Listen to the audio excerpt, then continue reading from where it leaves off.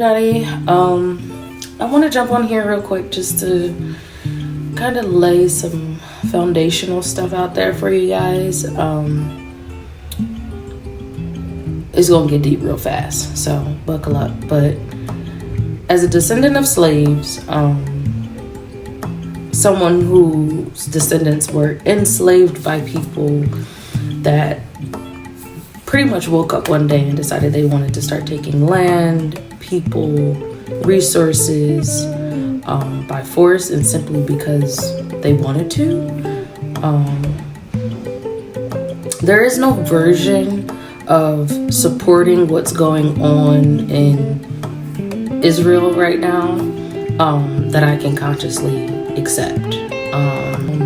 Accepting that, or any version of that, would be me pretty much accepting the repeat of history, a history that has already proven to be very inhumane, cruel, and ravaging to my lineage before and after. So yeah, if you don't look at what's happening in Israel as kind of like a front and center display of the capitalistic, imperialistic playbook of how they infuse racism and just inhumanity into societies that they decide that they want, then you're probably not looking hard enough.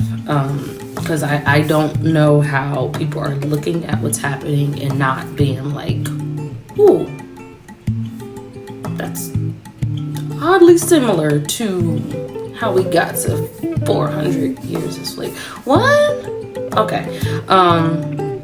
So yeah, there is no version of like land taking that I feel does not threaten every black and brown life that is walking on this earth.